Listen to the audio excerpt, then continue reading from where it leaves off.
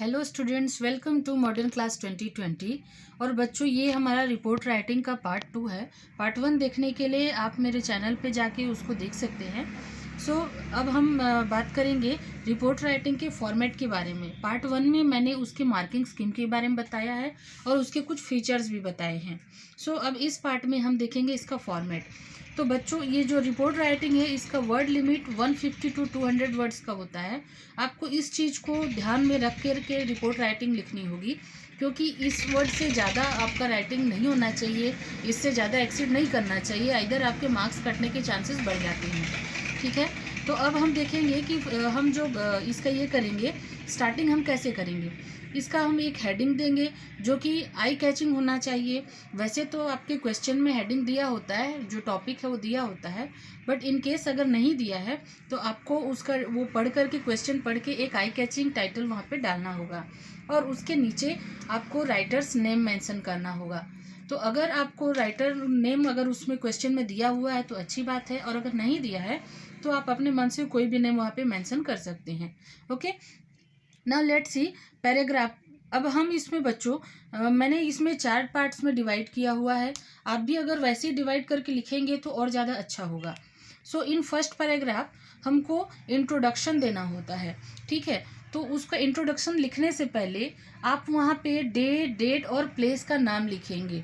ठीक है, और वो जो डे और डेट होगा वो दिन होगा जिस दिन आप उसको लिख रहे हैं। ठीक है, और प्लेस वो होगा जहाँ पर आप लिख रहे हैं बैठ करके। ठीक है, तो उसके बाद फिर हम स्टार्ट करेंगे हमारा पैराग्राफ रिपोर्ट राइटिंग, जो कि हमारे टाइटल पे बेस्ड होगा।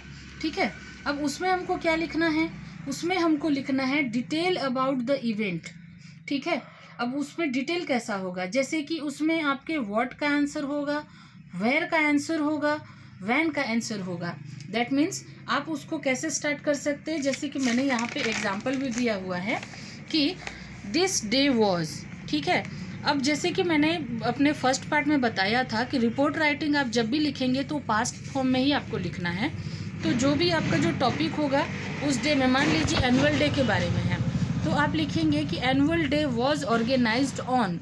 तो जो डेट है, जो डे है वो लिखेंगे आप, और ऐड करके जो प्लेस का नेम होगा वो आप डालेंगे। ठीक है, उसके बाद आप उसमें और क्या लिख सकते हैं, many people, many students participated on that event, ऐसा करके आप उसको कुछ 3 to 4 लाइन्स का बना सकते हैं। ठीक है, नाउ लेट्स सी पैराग्राफ 2।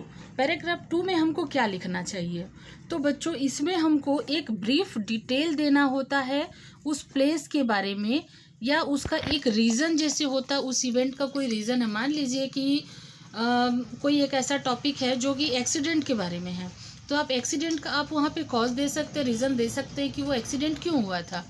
आप उसमें कुछ ऐसा लिख सकते हैं कि क्योंकि वो जो राइडर्स थे वो बहुत ज़्यादा हरी में थे, जल्दबाजी में थे, या आप उसमें रीज़न दे सकते हैं कि the road was not in A proper way, ऐसा कुछ आप लिख सकते हैं। ठीक है, ऐसा करके आपको इसको भी 3 to 4 लाइन्स बनाना होता है। Next that is paragraph third paragraph में हम क्या लिख सकते हैं, तो इसमें हम मेन स्टेप्स लिख सकते हैं।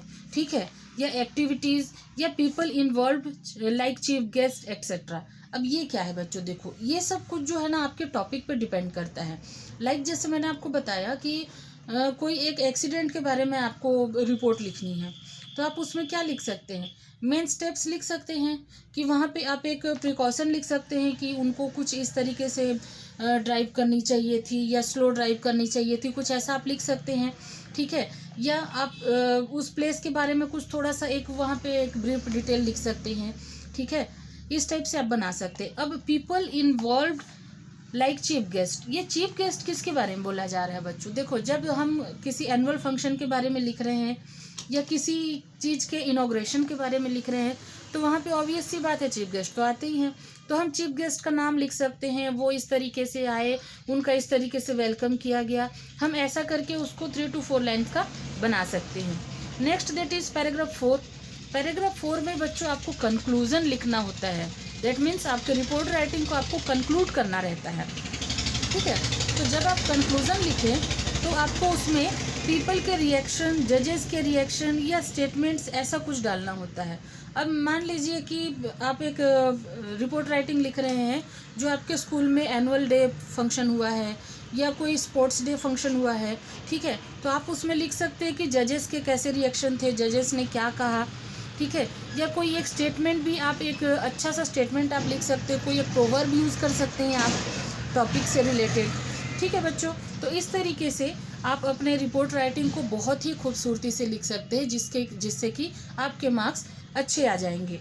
ओके, सो अगर आपको मेरा वीडियो पसंद आया हो बच्चों तो प्लीज़ लाइक, सब्सक्राइब और कमेंट करना ना भूलें। Thank you.